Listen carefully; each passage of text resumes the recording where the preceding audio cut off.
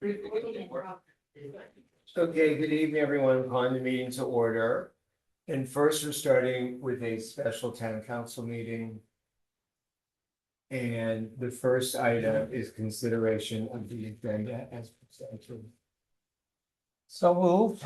You think, Councilor? I have a request for amendment to the agenda, please.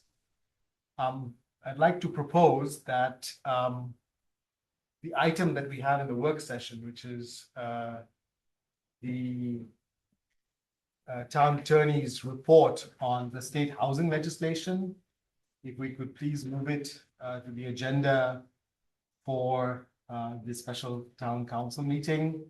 And the reason is, I think it's important background to have, because I would like to propose a second thing, which is for the council to agree to allocate some budget, to consider allocating some budget to hiring a lobbyist in Annapolis to work for the interests of the town. Okay, so where are you proposing? You want that to be after the public hearing, right? That will be after the public hearings. Yes, thank you. Okay. So is there second on the amendment? I'll second. Is there discussion? Hearing none, all those in favor? Aye. So now consideration of the agenda as amended. Is there discussion? Hearing none, all those in favor? Aye. Thank you. Okay, excellent. So the next item is our public comment period. As we are required to have for any council meeting, so did anyone in the room with us? So. Hi. Hi, I don't know, can you hear me? Uh-huh.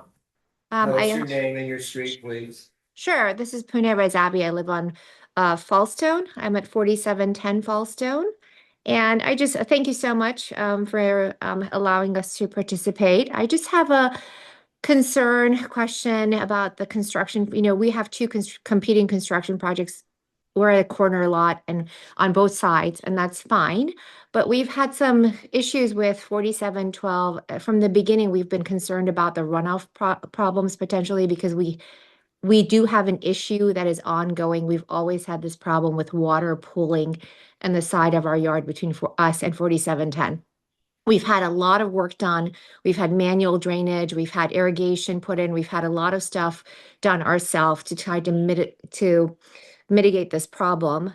And then lo and behold, this weekend I was at home and I saw that they're putting a retaining wall in, which is fine. And they actually have two large bore pipes such that the water is to siphon off their property directly into our property.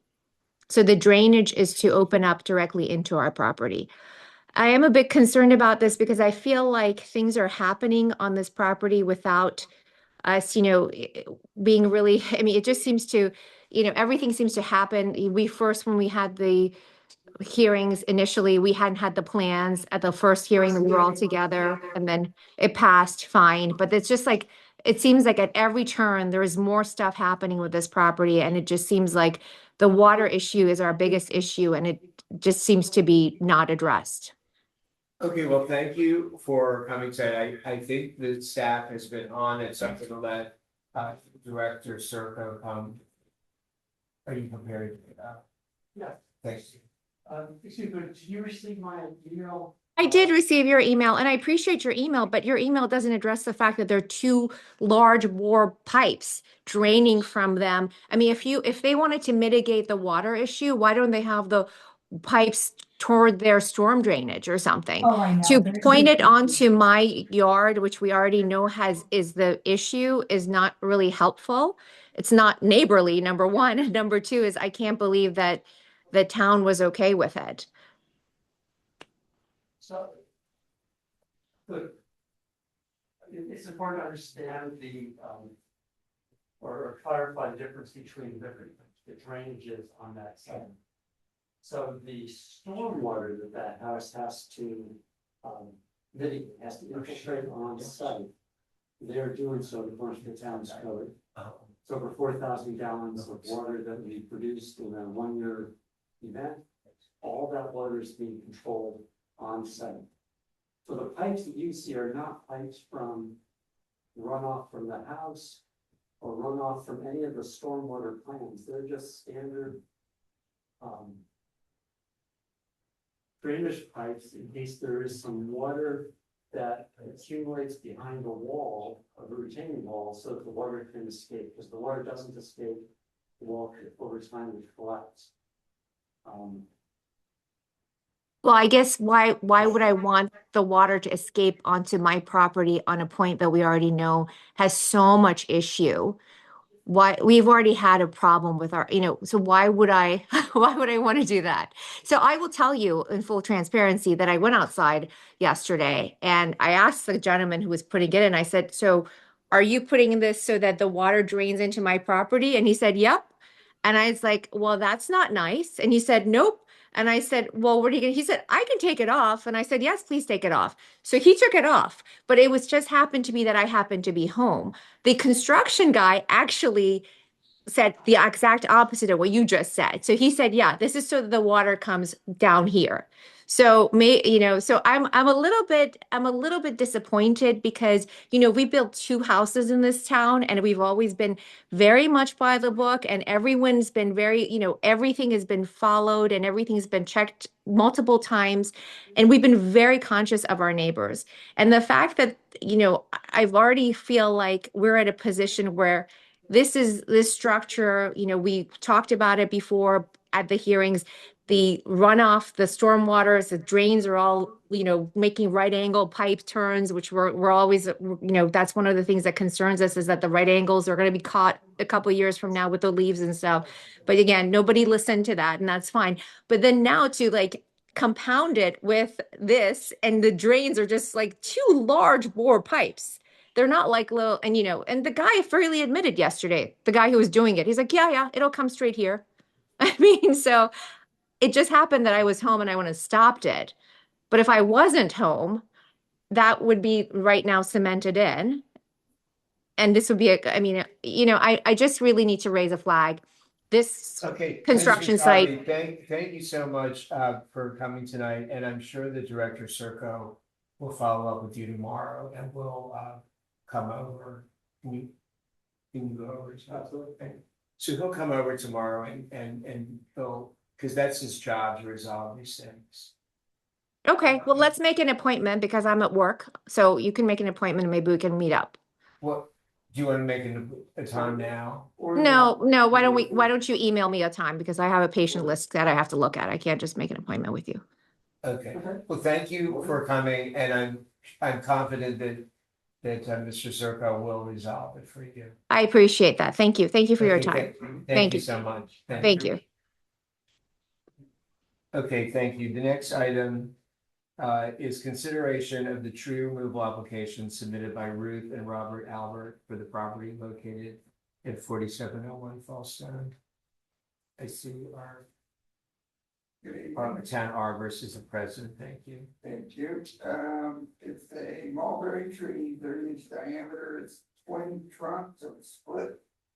And it's also leaning. You can see in the picture over the residence house. There's also some damage to a small retaining wall on the neighbor's property. And that's not from the leanings, just from the roots growing. The tree is structurally unreliable because of the split. I recommend removal. Okay, thank you. Council President, or do you have any questions? I have no questions about tree removal, at least, though I'm slightly concerned that the retaining wall is going to collapse if the tree is taken out. Do you have any sense of that yourself? It's like a 2-tier brick wall. I think it's been disrupted for years. So just from the tree growing. Yeah, it's just the roots are maybe under the wall and pulling it out. Well, they'll cut the tree and then they're gonna have to run stuff. The wall's gonna have to be repaired one way or the other. All right. I'll try not to worry about it then, cross my fingers. Okay, thank you. Councilor Howard, do you have any questions? No. Councilor Kumar? No questions, thank you. Councilor Rovak?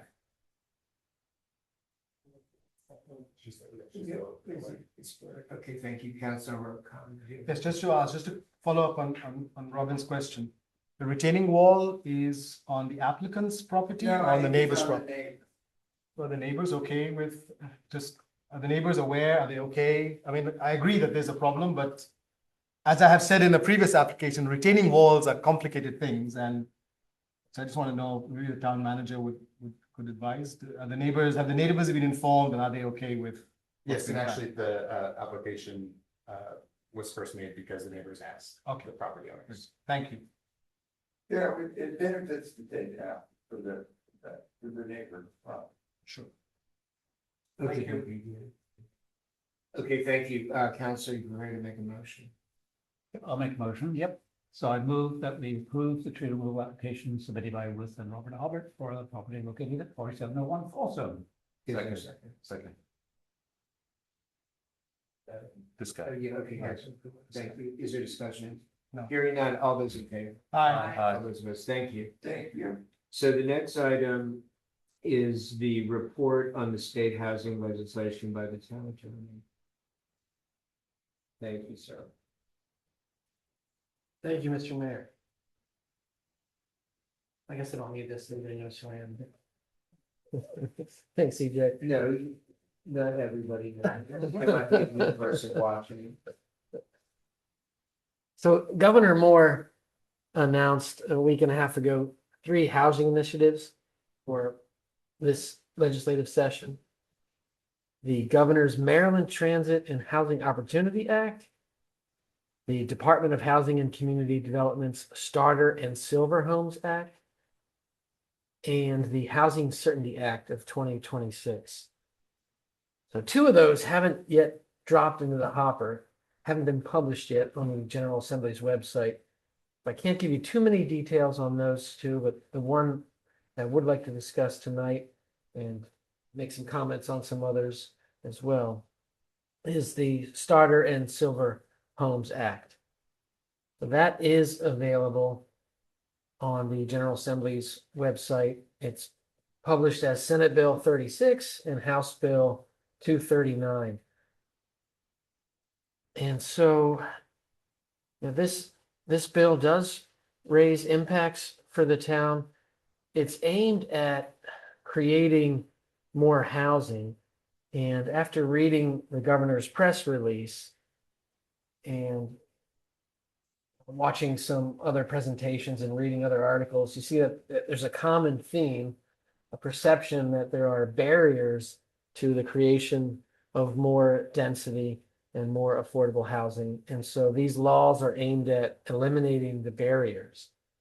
And with respect to the Starter and Silver Homes Act, the perceived barrier is zoning and local building restrictions that govern where buildings can be located on a lot and what uses are permissible in different zones.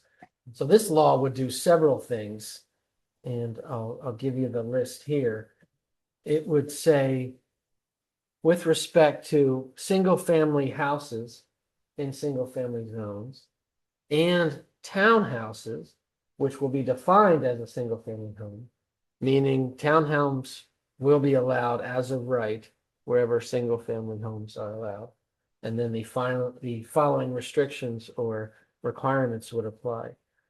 The minimum lot size for a single-family home would be reduced to 5,000 square feet. So right now, the county in the R60 zone says the minimum 6,000.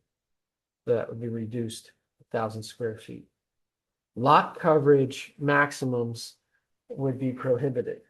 So the county or the town could not say, on your 5,000 square foot lot, the maximum coverage you can have for buildings, 30%. You can't have any lot coverage requirement.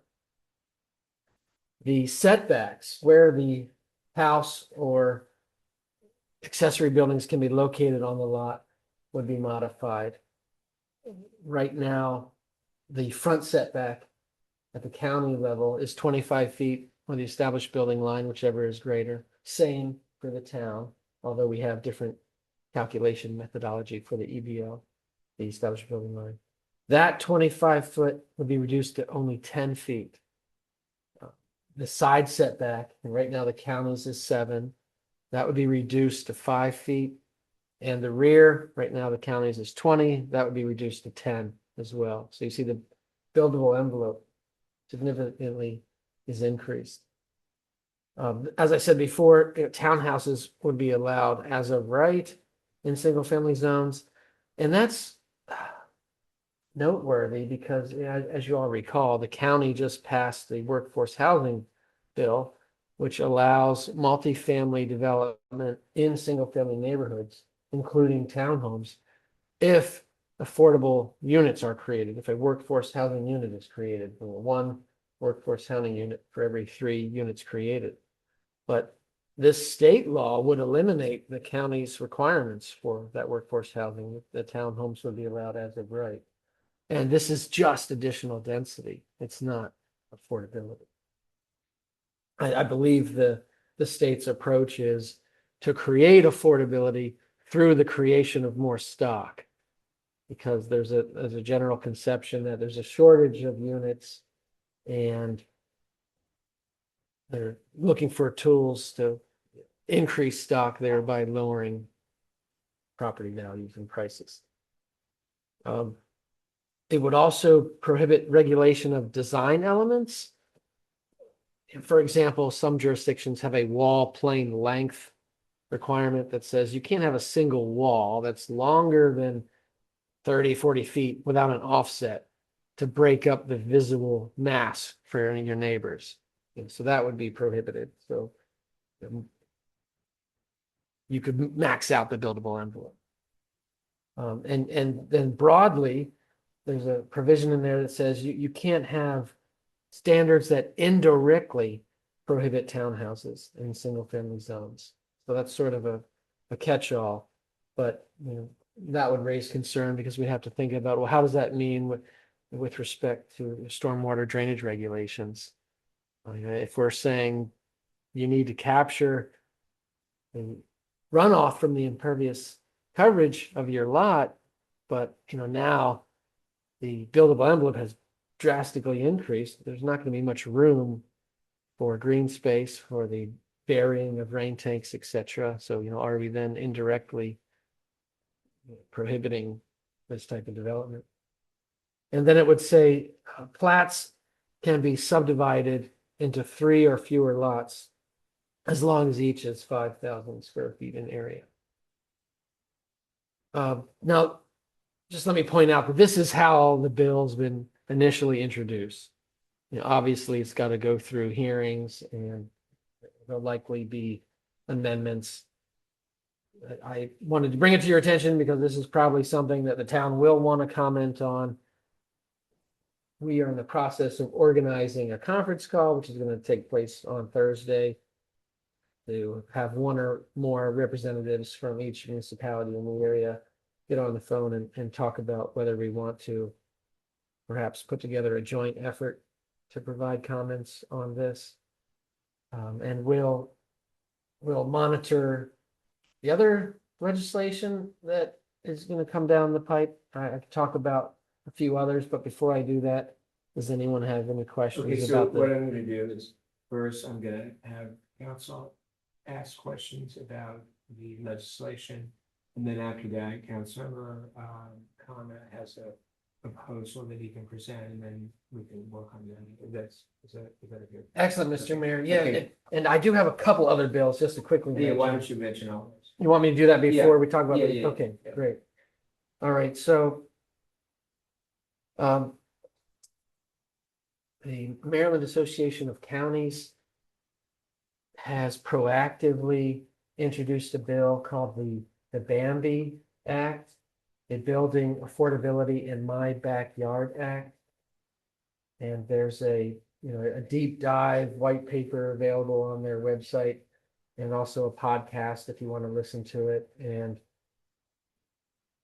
the presenters there basically say, we heard the governor and the General Assembly loud and clear in 2004 when the governor's Housing Expansion and Affordability Act was passed, that counties need to take on the issue of addressing affordable housing. And so MACO has come forth with its own proposal.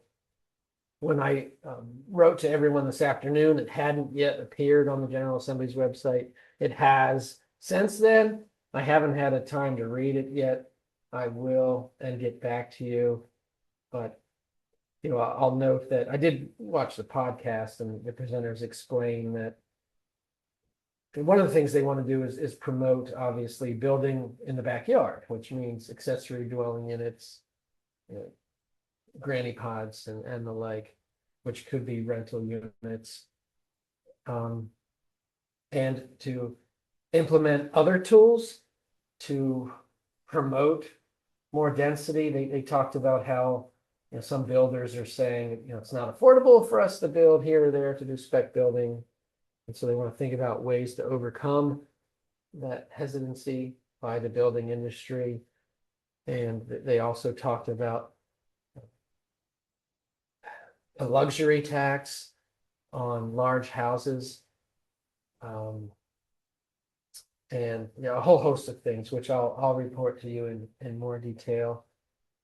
And then that's not in the governor's 3 bills. That's again one that's promoted by NACO. Well, in the governor's package, the Maryland Transit and Housing Opportunity Act of 2026, not yet published on the General Assembly's website, but I have seen an unofficial copy. And basically that would prohibit parking restrictions for mixed use projects that are within a 1/4 mile of a rail transit station. But the same exemption that was written in 2024, I'm sorry, 2024 to the Governor's Housing Expansion Act appears here as well, which says, but we're going to exempt properties that are within single family neighborhoods that existed as of January 1, 2025. But as you may or may not recall, in 2024, you know, I noted that that exemption is not really clear because what it means to be zoned for single family use isn't defined.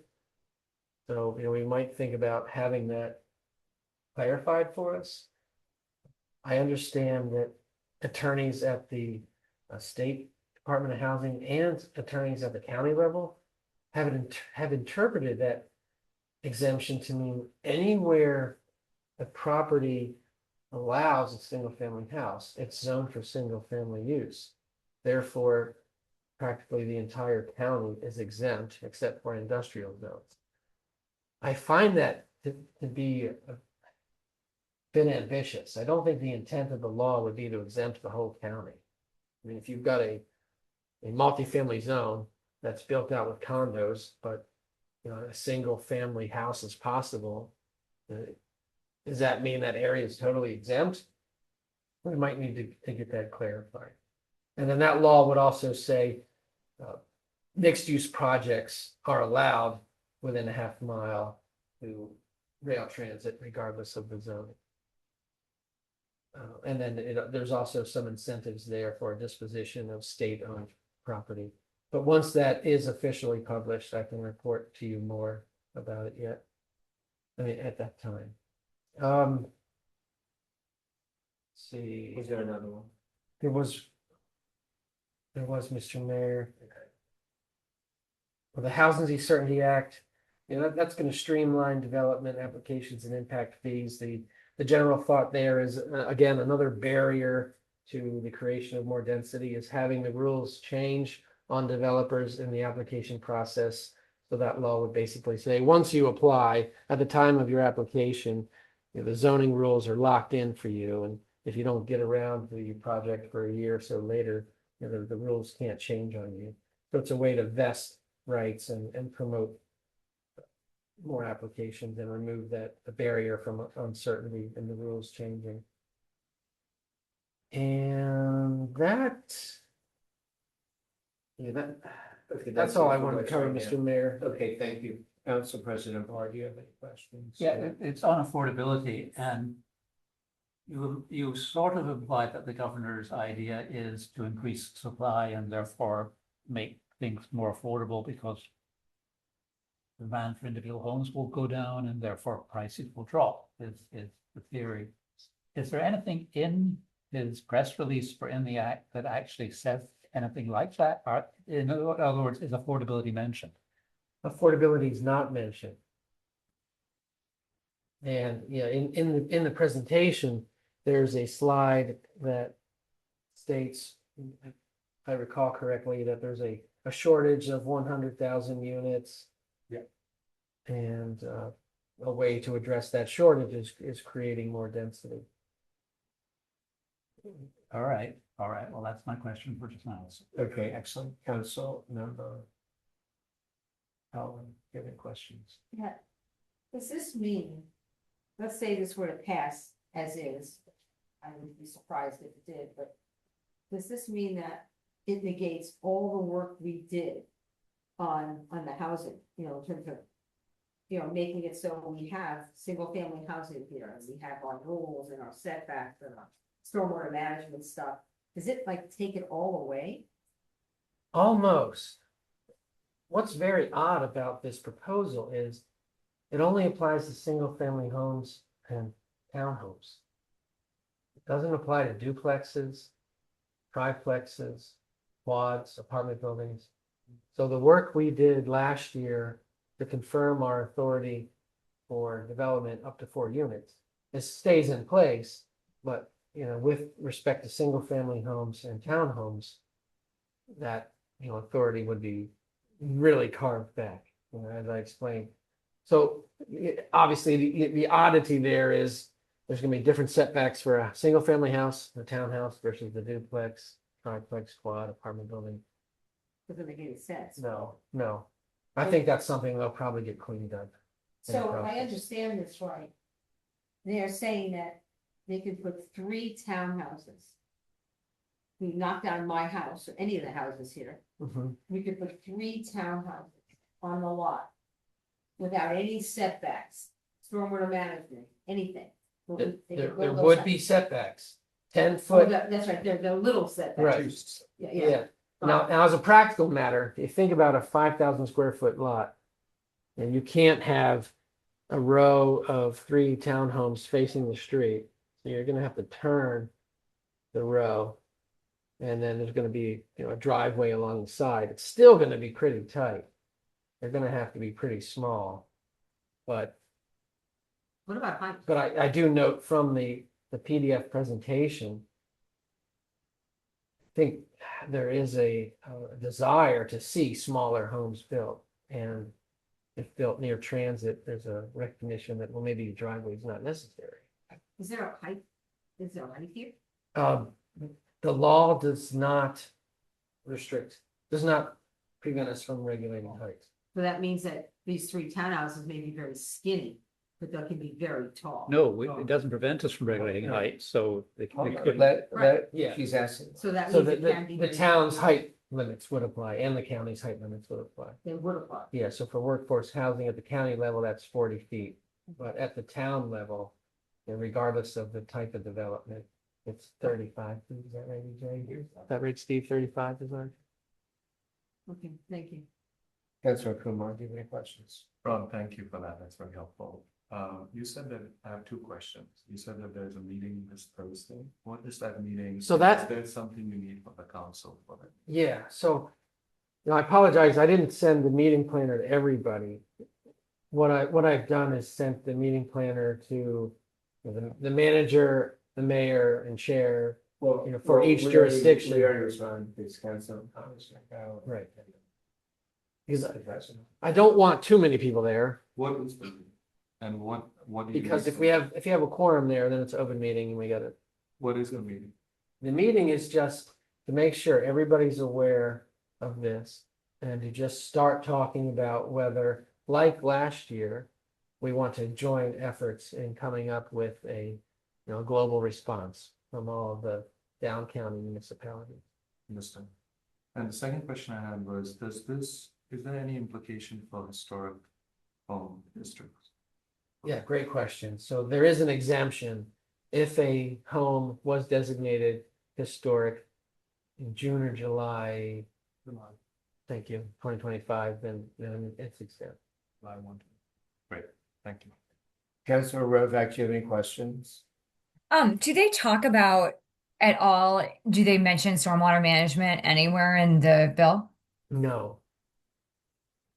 Okay. Yeah, don't so know. that would certainly be something to note in comments. This is a one size fits all bill. With applicability across the entire state. And it doesn't take into consideration the unique water drainage problems that we have in Montgomery County. Due to our already existing density of development and antiquated stormwater drainage system. Yeah. I mean, I get, yeah, it would be interesting to see, because like with WSSC, our drainage that we just even have right now is just so weak. There's just water main breaks everywhere, and they need to replace all of, this antiquated system that we have. And Well, it's now the counties. I don't know if you were aware, but it used to be WSSC. And then in the 60s, Maryland legislation transferred ownership of the stormwater drainage infrastructure from WSSC to the county. So it's now the county's responsibility.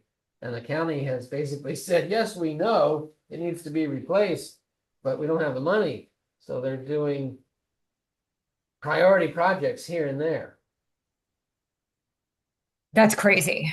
Yeah, because like how would they even with all, if they're gonna make more high density housing, like just water alone is, gonna be a problem. So, okay, I don't have any other Yes, questions. Yeah, Okay, agreed. Councilor Khan, do you have any questions? Yeah, a couple of questions. One is just to clarify, the bill allows for essentially single-family homes, single-family detached homes, and townhouses only, not duplexes, triplexes.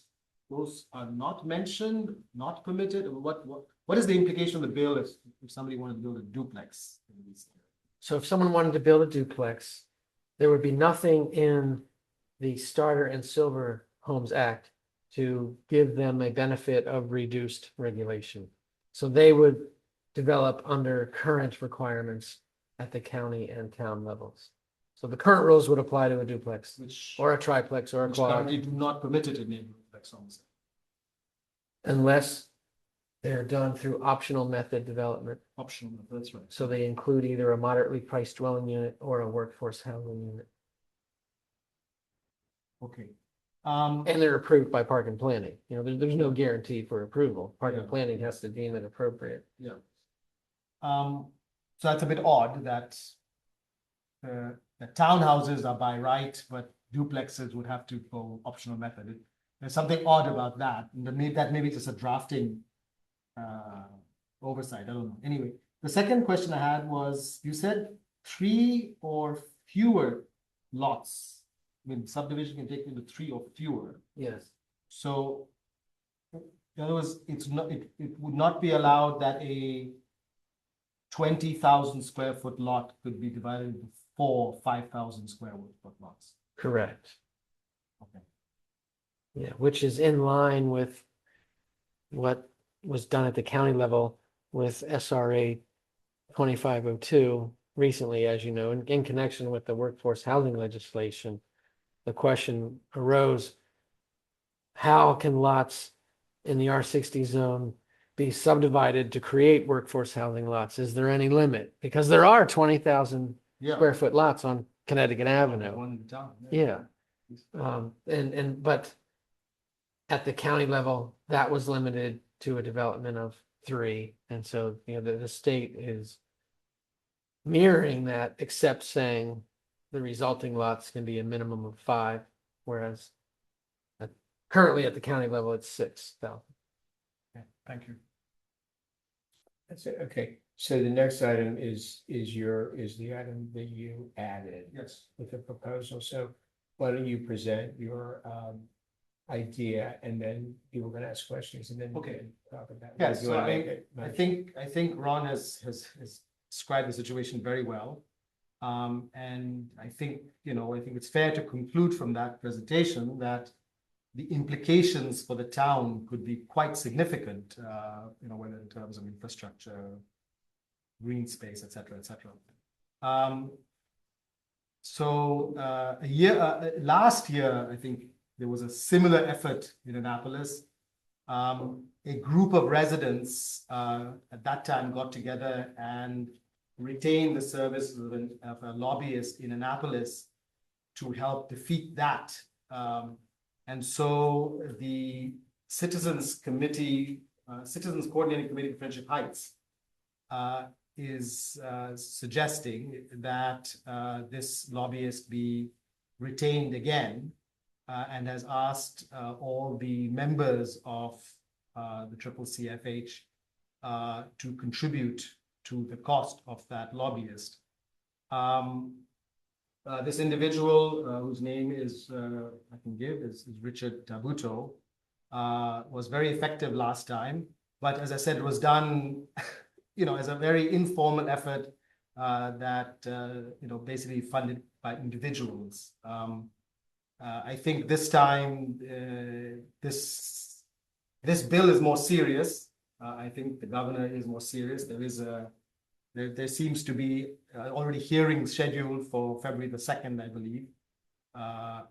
And so I think it is important that the response is a bit more organized than last time.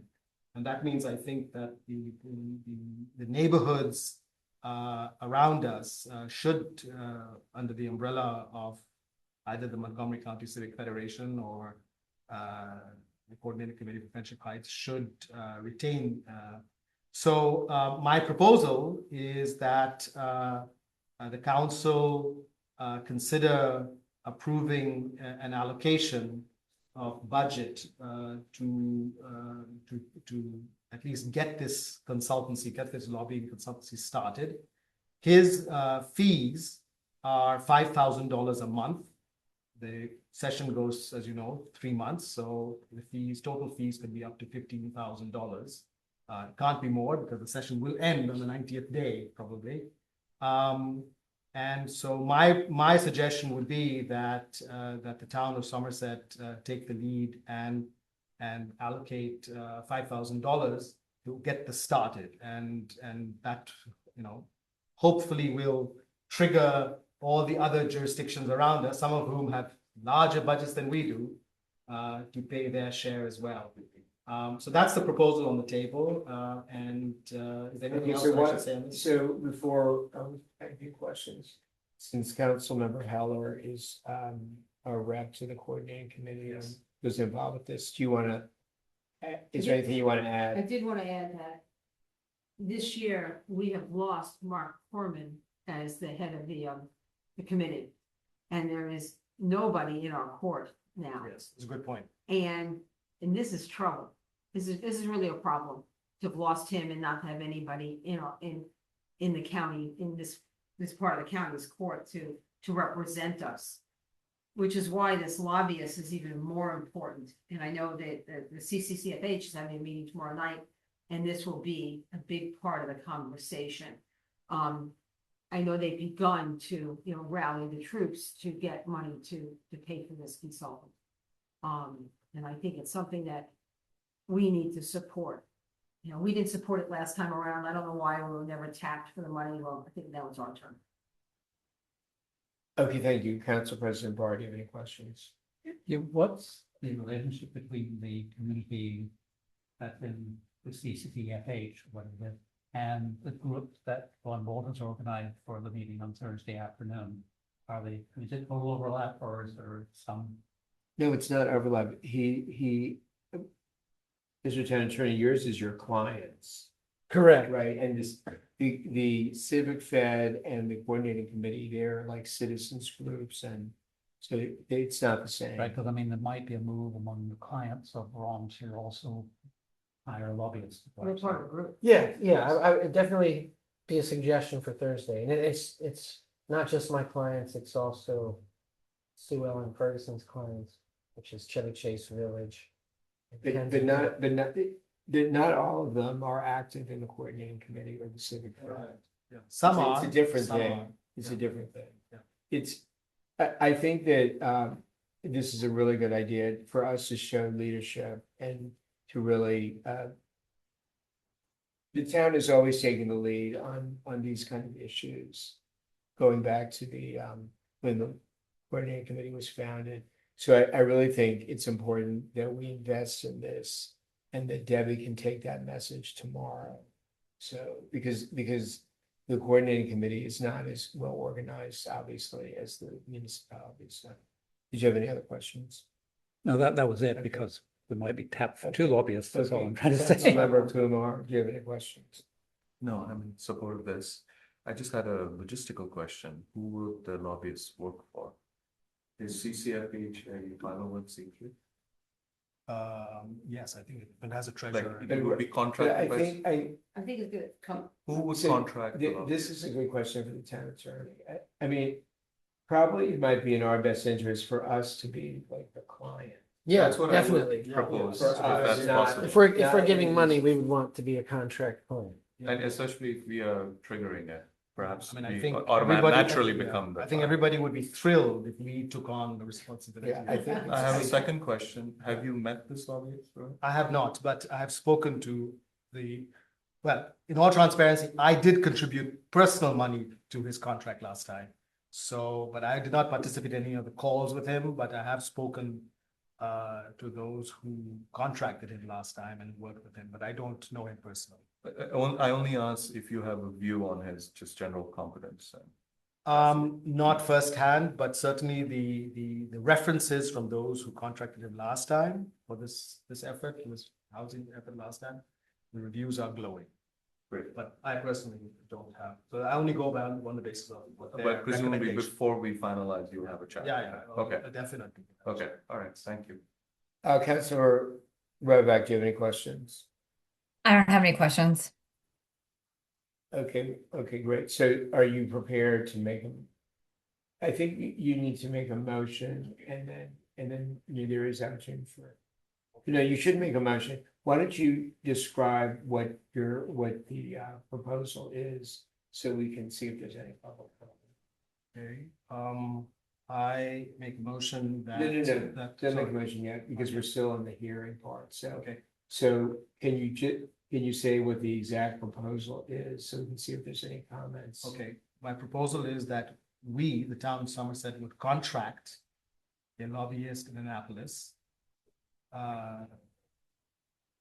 on state Senate bill, State legislation, state legislation. state housing Fill in legislation. the blanks. Yeah. And allocate an amount up to $5,000 towards the contract of the lobbyist. Yeah, is there anybody, do we know if there's any? No one has wished to comment that here. Okay, so we'll close the hearing part and so why don't you make your motion now? Okay, I would like to make a motion that the town of Somerset enter into a contract with Richard Trabuto, and I'll give you the name separately, for his services as a lobbyist in Annapolis on Maryland housing legislation. Maryland housing legislation, and allocate a sum of no more than $5,000 towards his contract. Okay, so- Wait, does it have to mention his name, the motion? yeah. Well, I don't know. It doesn't- I might recommend keeping it general, so Yes. if there's a different lobbyist. That's fine. Okay. Is it, Mr. Tenser, isn't that who you're recommending? I am not, Mr. Oh, Mayor. you're not. No, So we're- Coordinated Committee for Friendship Heights. But I think it's a good idea to wait, just say to hire, Okay, that's have the fine. money and to be determined by. But then how's it gonna be determined? Probably Well, by then it should be- by the municipal group. I know, but that should be in motion and now. I think well, sure, you could say, And a To be lobbyist determined. the lobbyist to be agreed by the Citizens Coordinated Committee for Friendship Heights. But I don't think. or I think or it the should town be- and the other I think it municipalities. should be, Town I think it should be, Yeah, I think it should be the municipal group that are represented by Sue Ellen Ferguson and Ron Bowl. Because the coordinating committee is gonna go along with whatever Right. municipalities want. Yeah, I think so, that's fine. Okay, so is the motion clear? Okay, is there a second? Good, Mr. Mayor. Okay, is there a discussion? Hearing none. Well, all I those in- We probably want to have a discussion ourselves on what our own position is. That's, That we can communicate with the lobbyists, is what I'm saying, when we know it. At the moment, we've had some thoughts circulating here, but I think we need to put those thoughts into a structured argument. And we should allocate time to do that.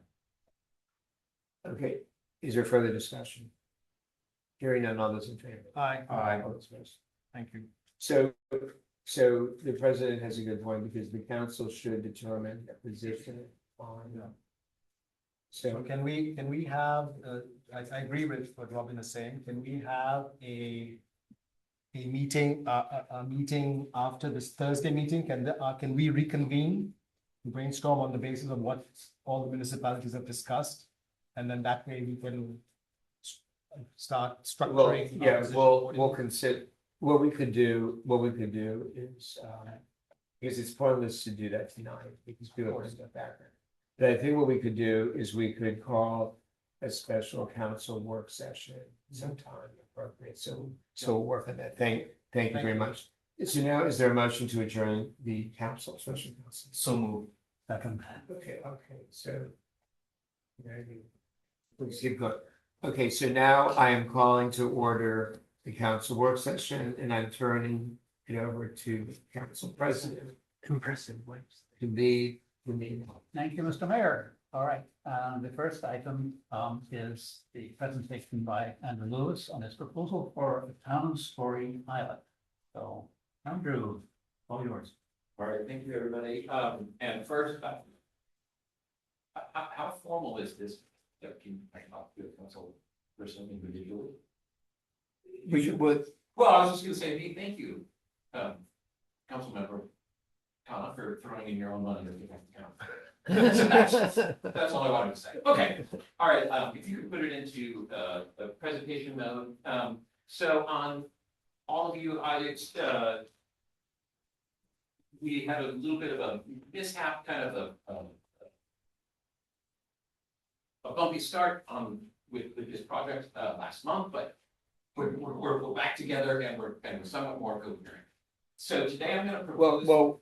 well, EJ and I met with Andrew, so we could give him some tips on how to present this idea, which I really, there's a lot of merit to it, so that's why we asked him to regroup and come tonight with this presentation. So thank you, Andrew, for You're welcome. all your effort, and we pride ourselves in always processing ideas.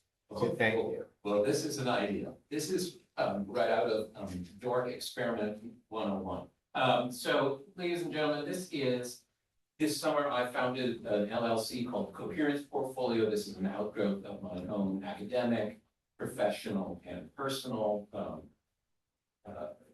experience. I'm not currently employed except for the Coherence Portfolio. My seed investor sits behind me. If this doesn't go well, she's going to pull the plug. So even if this doesn't go well, please say and, indicate nice things to her and then let me down gently later. And I'll figure this out. Okay. All right. So what we're doing is, this is the Coherence Portfolio. We're talking about Swim Story and we're talking about Town Story. The focus more today is on Swim Story, not so much on Town Story, but we'll talk about both. The idea here is that this is permission from me to the council to learn, observe, pilot, and proceed. Okay, so who I am, sorry, next slide, Jake. That's me. My wife and I have lived here since 2010. I'm a writer historian, got a degree at Yale in American Studies. Long career in explaining complicated systems in relatively plain language. I am now civically involved. I am, as you know, I sing the national anthem here at the 4th of July things. I volunteer a great deal on the swim team, and I want to figure out a way to make that participation into infrastructure. Okay, next slide. So why does this work exist? So the problems basically are starting with a swim team, but are really about something at the infrastructural level of government and really about, in fact, large complex software systems. Communities generate stories constantly, right? That's what we do. We are a narrative creature. We talk to each other in stories. Those stories are scatterfrattered and they are fragile and often lost or confused. Institutions themselves, such as you guys, struggle, in fact, to keep your story straight and in an experience that makes sense. So what are we going to do? Instead of more and more bureaucracy, we're going to use lightweight technology to see what we can learn without breaking a whole bunch of stuff and figure out, and we're going to start very small, very local, and hyper observable. So everything is above board and you can see everything that's happening. That way we watch the mechanics of government as they accelerate, but we accelerate them actually paradoxically by slowing them down. Okay, next slide.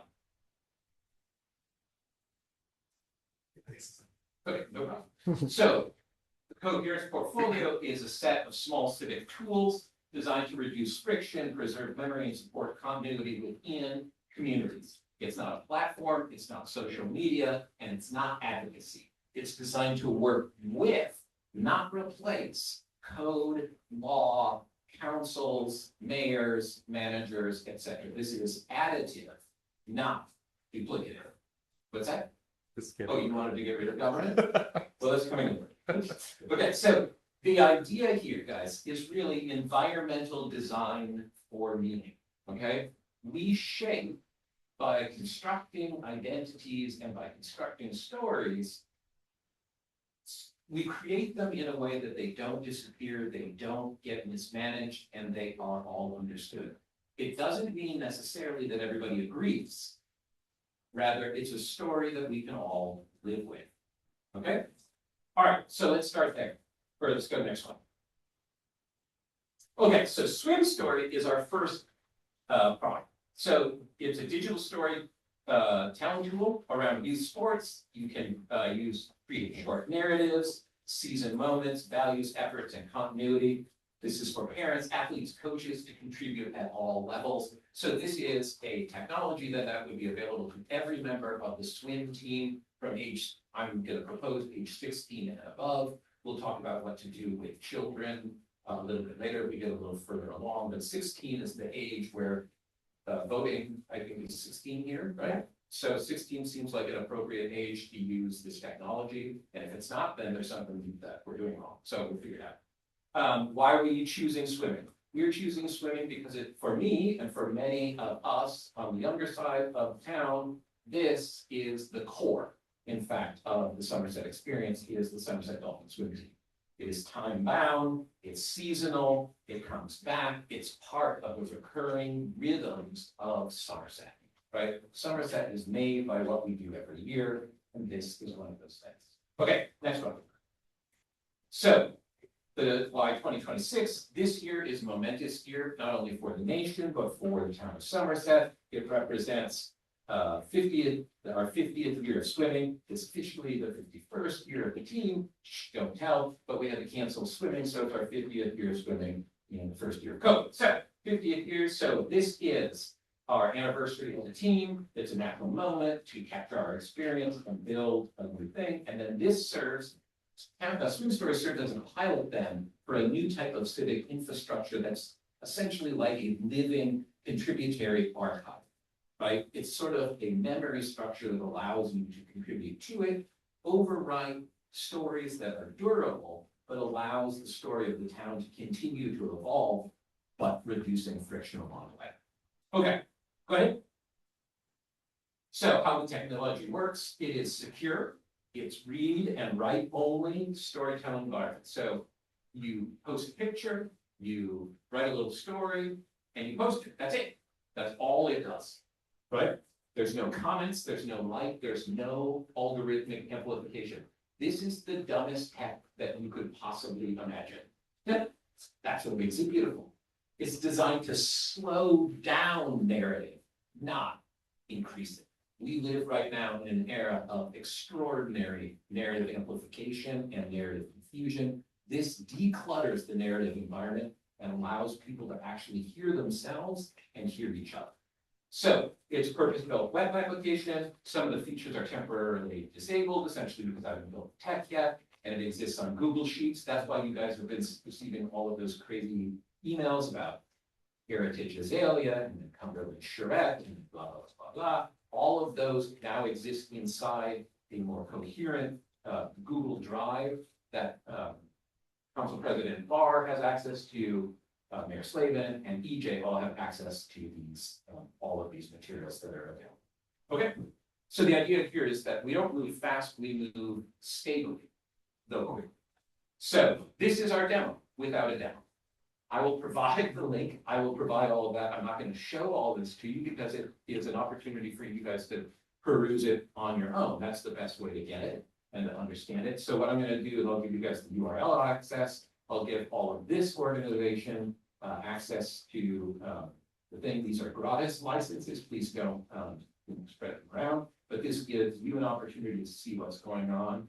Granted, it's going to, if I need to come back at an earlier date, say before next month, to explain what all of this is, because there are a bunch of people in there literally building this thing as we speak. So it changes a lot every day. And so we're going to kind of work that out. Okay, so let's all figure out a way to solicit feedback from all of you. Okay, next. I'm falling behind. All right, so here is an example of why this would be of extraordinary use. So we had an episode with Heritage Azaleas. We had an episode with the Cumberland Charette. Now we have, when I met with EJ and Mayor, they said, oh my God, pickleball. And I said, what? I have no idea. I mean, I know what pickleball is. And weirdly enough, my son got really into pickleball recently. He told me that he's a genius and that I did his child rearing incorrectly because he would have been a tremendous tennis player because pickleball shows him how to play tennis. I disagree. Pickleball is the easiest sport there ever is. Everybody feels like a genius. The point here is that this was raised as an issue a few years ago. You guys talked it all out, is my hunch. Something happened, it didn't proceed, and now it's back. So the friction is these entities, all of you end up having to reconstruct a story that you've already written because it didn't get written down. And so now you start it again, and you could say, well, here's where we are with the pickleball issue. And the pickleball issue now exists as a story inside Town Story to say, here's where we are. Now, the story could say, we've decided not to do anything with pickleball, or we hate pickleball and we're burning all pickleballs forever, right? But whatever it is, it doesn't matter. The point is now there's a story and you understand, and so the residents have a better understanding of where they live and what the rules are and how to understand and navigate the town. Okay, so all of these things change. So the idea is that we don't necessarily agree on all of this, but we reduce the blame, the friction, we save staff time, we improve neighborliness, and we reduce friction generally throughout town. But we're going to start first with the swim team, because the swim team is the first place. Okay, next. So from swim story to town story, the idea is that swim story allows us to build this first iteration we practice on the swim team over the course of this summer, and we'll be building town story alongside of it. This becomes a future civic memory layer for the town of Somerset and townships like this. It builds the lessons on swim story. It's designed to hold narrative for recurring civic issues. It captures place, events, and lived experience. And again, we're focusing our efforts right now on the swim story with town story being built behind the scenes. Okay, EJ. Okay, current status, where we are. I have an app ready for live testing. Some people are already using it. I've hired 6 fellows from 5 of them are, these are paid fellowships. You would recognize the names of these families if you are familiar with the Somerset Dolphin roster. 5 of them are former Somerset Dolphins. One is a Somerset adjacent person from the Bannockburn pool who has deep ties with the Somerset community. And so the idea is that we are aiming for 25 local swim teams by March 1st. That's what the fellows are working with me on right now. These are They're spending about roughly 2 hours a week on this fellowship program, and so they're getting that hands-on experience with literal startup product and startup experience. Nobody gets this. This is amazing. Okay, that's the plan. Next one. So near-term sprint focus, I'm working with Ann Bolton right now, and we are transforming all of, and the rest of the Somerset Dolphin leadership. They don't actually know this yet. But we are coming to them, and we're going to take all of the materials that the Somerset Dolphins have assembled over the last 50 years and turn it into essentially the Dolphin platform.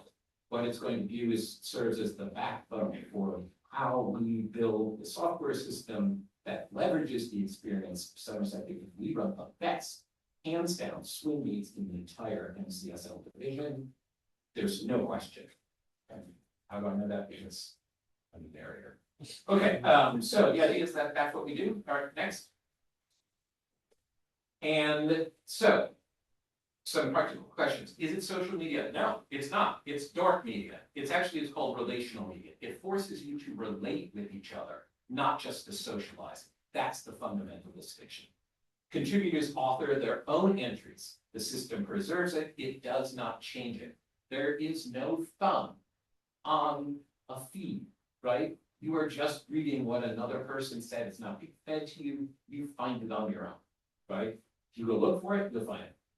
Access levels are controlled. Youth participation is going to follow our existing team norms. We'll figure some of these out as we get going. And if it doesn't work, the findings and pilot ends, and there's no obligation on the town to continue. So the idea would be we run these 2 pilots starting essentially now through the end of this summer, and there's going to be a proposal later from Ann Bolton coming into a forum like this, talking about a kind of swim story, end of season, anniversary party, and Somerset Dolphin anniversary party, and all newcomer kickoff extravaganza, trying to, is it possible to regenerate both and a renewal at the newcomer picnic thing that we have in September. Okay, all right, next one. So the immediate ask, and I'll let you guys discuss this, is for you to acknowledge that the pilot exists, permission to proceed and to learn. At a later date, we can discuss, but I've put in a request for a $10,000 innovation grant contingent on that this is, it works, the town engages in it, the users participate, and there's demonstrated value. The funds are going to support refinement, accessibility, and documentation. Trust me, this doesn't cover my costs. It allows me to continue for a few more months with my seed investor. So the idea here is there's transparent reporting, no obligation to continue. You guys run the whole thing with me as your conductor. And this is, it's just a small experiment to see what happens. I think it's going to work. Created by open technology. So of course I think it's going to work. It might not, but we'll find out. Okay, and that's pretty much it. And questions? I'll start. What do you define as success? When you say if it works, what in your mind is working? What do you find success? So success would look like, I can sit down and think about some measurable KPIs for your success metrics. I haven't given it that much thought. But I would say that I would want to see 250 swim stories by the end of this summer. Individual swim stories, so that we would see 250 stories. Now, I have given a challenge to the fellows. I've created a thing called the Perpetual American Morning or Morning in America playlist, which is 60 songs. I'm going to write a story about each one from the perspective. It's a song, it's a playlist that talks about America as if America were speaking. And it uses 60 different songs that talk about optimism and the difficulty of being an American. These are songs that are sung not just by Americans, they're sung by people from all over the world. So already there's going to be 60 stories. We're going to work on getting the artists to contribute their perspective on if I'm right or what they think it means with these songs. And then all of the people participating would be able then to see these. And the idea would be that we then could attach these songs into the tech. And you don't, you know, and I'm not gonna go, the point is 250 stores, let's say that, as well as I'd like to see, we're aiming for 200 swim teams. There's a 200 swim team catchment in the DMV area. The idea is that we are trying to get as many, so that's MCSL league, that's the Northern Virginia League and the Country Club League.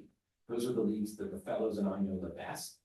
And then we'll use their contacts through the winter swim clubs, as well as now many of them are in college. So now we have an extra broader pool. So now we can penetrate all over the nation. The idea right now for assault team 1, sorry, that's for the fellowship class, we're focused here on just the DMV area this summer. So we have 200 opportunities roughly with these, and we're looking between now and March 1st, we'll get 25 teams. By the end, we'll see by the end of the summer, I'd love to get 75 teams signed up. So large participation with stories by the end of the summer among Yeah, the so it's really, DMV. it's a county, in a sense, it's county, it becomes a sort of county-wide or swing league-wide enterprise where then there's actually a shared memory app being built across a bunch of different teams at the same time, all using a shared playlist, shared infrastructure, and PhD writing about American history inside with a bunch of songs by Taylor Swift and stuff. All right, okay. Other questions? You know, I really like this idea because the nature of our town, small town, sort of town, there are a lot of sort of stories, and you know, it almost lends itself to the sort of notion of oral histories. That's exactly what this is. And we, you know, like even being on the council, right? Hearing from prior council members, and you know, I remember Robin when we did the LED lights, and we were talking about electrification. There are all these stories about what went wrong, why it happened, you know, and some of it is nice to capture. There's a nice sort of, and on the swim team, that's another big dimension here where people have such amazing fond memories, you know, like the baking contest that happened with the swim team. I understand someone eventually became a very successful baker, triggered by the baking contest. A story that I think is lost. Yeah. We don't talk about it. Yeah. So it would be great to be able to find a way, a low tech way to do it. Yeah, and so what, I'm sorry to interrupt Councilman, but so one of the ideas that the mayor and Eve and I talked about is something, doesn't have a name yet, but this would be a micro feature within Town Story that we would call like. Council story? Well, it could be a council story, but it would be more like House Proud, right? And it's an opportunity for each address to write the story of who has lived there and what they potentially did to the house and the photographs that they may have. So we have an individual who lived in our home, for example, reached out to town a couple of weeks ago and is coming in a couple of weeks. And his parents bought our house and are the original owners. And then he grew up here. He's coming with his brother. They're coming for some sort of a tour through the area. And I was like, well, hey. And so I'm going to ask him to bring what he's got. And then I'm going to start my own, essentially, house proud folder. See, what the reason why we brought that up to Andrew is because, you know, there was an idea and an effort years ago, probably like 15 or 20 years ago, that we would ask all residents, we would tell them of the opportunity to keep, and we would have a folder here on every house, and people could tell the story in there. Of the house. And now the technology and who lived there and all that. And so in a lot of ways, this idea helps to implement some of the ideas that have come up that we've never been able to accomplish. And for example, it was very fortuitous because the day that Andrew came in, a resident had called about a problem with Little Falls Parkway, right?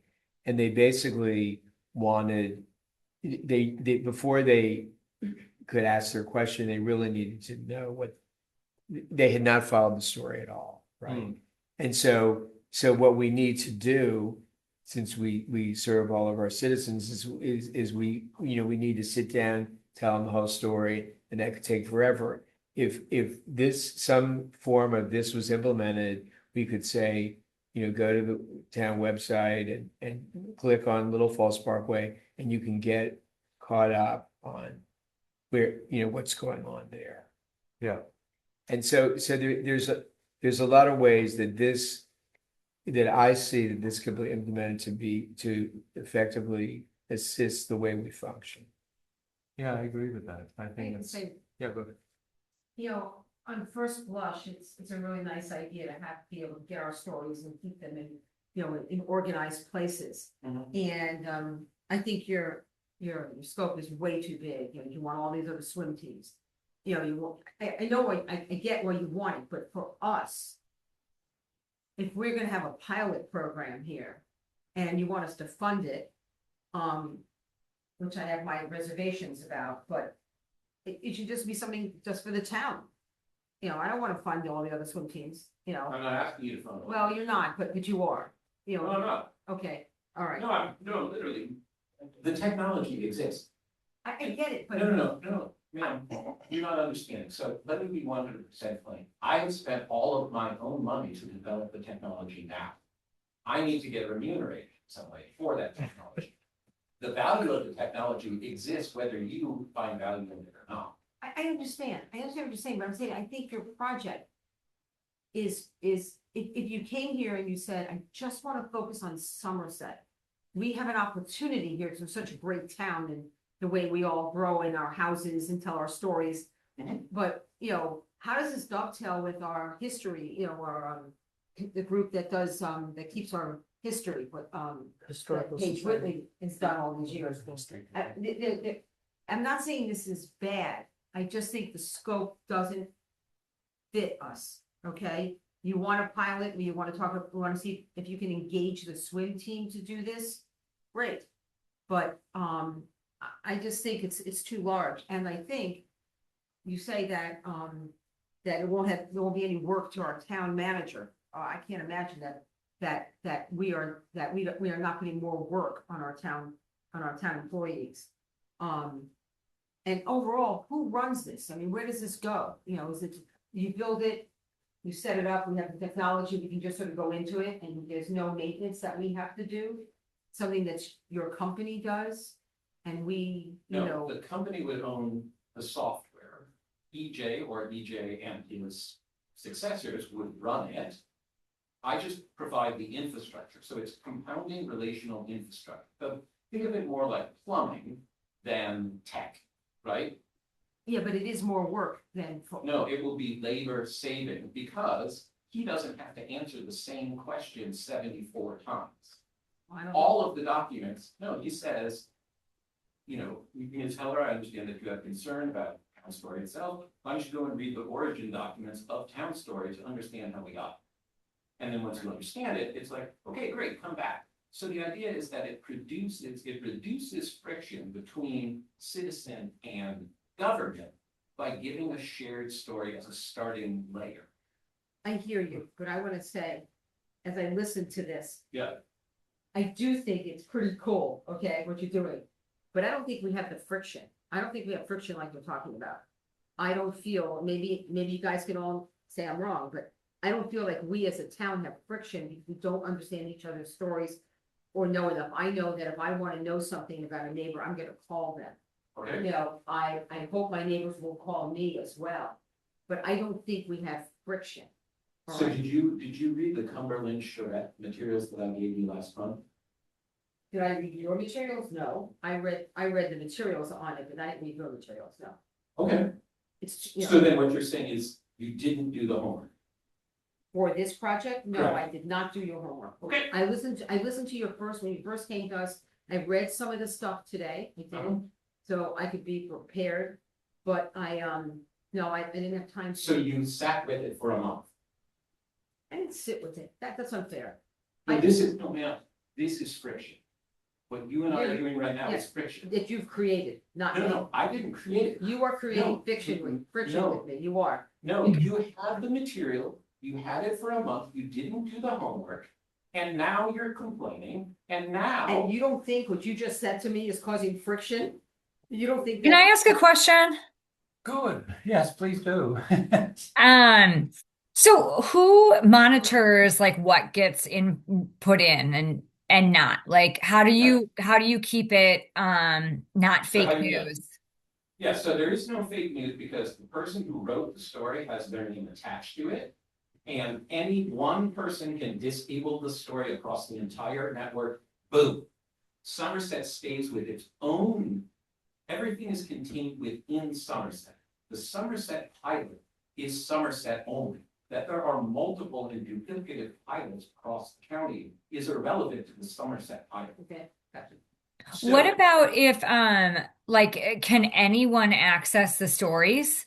No, only the people with the licenses. So only the town of Somerset license holders would be able to see the Somerset stories. So if Little Falls across the street ran, yes, if they were to become a participant in Sound Story, they would have, instead of using Captain Purple as their mascot, it would be the purple penguin or whatever, right?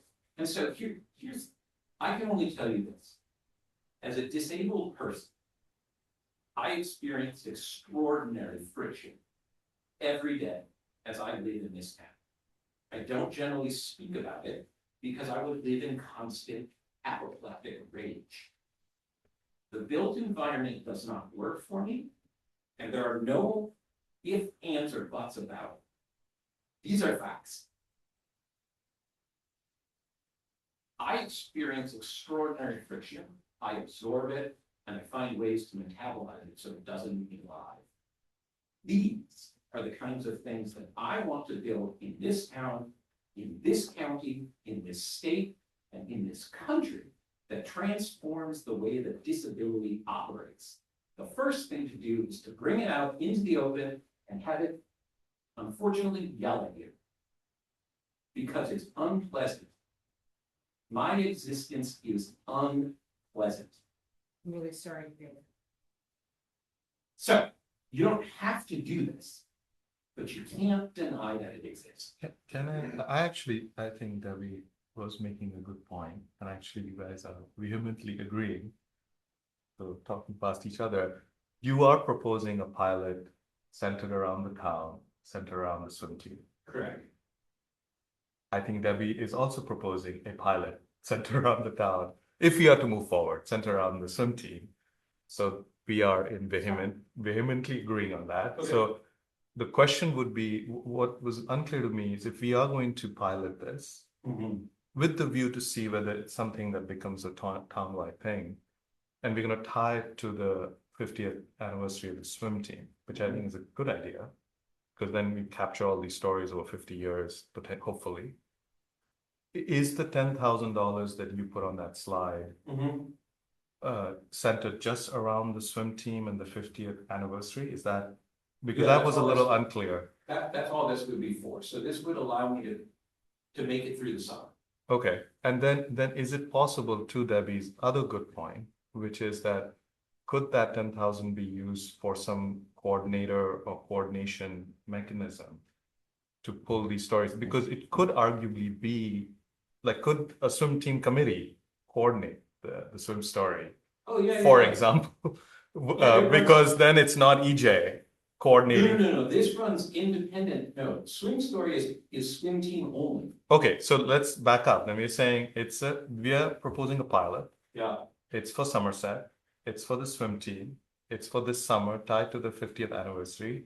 And it wouldn't be on EJ, it would be driven by potentially a group of volunteers and where these dollars could be leveraged. I'm still fuzzy on where the dollars would be leveraged, but where these dollars could be leveraged for the pilot. Is that a right summary? Can I, sorry, before, yeah. it'd be good to Is that the answer right summary? Sure, okay. Yes. Okay. Go ahead. No. Did you get the He answer? said yes. Yes to all of those things. Well, I'm not, it was a difficult question for me to understand. Let me repeat, I'm sorry. I said the proposal is a pilot for Somerset, Correct, for the swim team, correct, this summer tied to the 50th anniversary. correct. And to be driven by a group of volunteers, most likely the swim team committee. Correct. And what is unclear to me is what the $10,000 would actually be used for, but the other pieces are correct. Those pieces are correct. Let me add an additional one. In addition, Town Story, the next layer is being built. So very shortly, once I get approval from the town, I will begin work on Town Story. I see. Town Story will be a duplicative version with added features of Swim Story. So as soon as Swim Story proves itself to be moderately stable, Town Story will be launched, which would have the same storytelling feature for individuals. We would then begin to build the archive of all of its components. We could create the pickleball story, and we would start to create a Google Drive version of this that predates the software itself. Can I clarify then one thing very quickly? For Town Story, Yeah, is your vision it would happen after we do this summer's pilot? it would happen simultaneously, so both would be. Okay, So they would be so Swim Story would be the most robust version. I see. Town Story would be lagging behind it in its features, but it would be assembling. Got So it. the idea would be we could then take all of the celebrations associated with the summer, both for the swim team and the town, and we've now created like an instant archive of one summer that already starts to backfill the past. Got it. Okay. Go ahead. Yeah, no, thanks very much, Andrew. This was a very helpful presentation, and question and answers have been useful. I must confess, I don't fully understand, Kabir, you very helpfully walked through those questions. But I don't quite understand what it is. So let me just focus on the Swim Story, since that's, as you said, the most advanced and most immediate.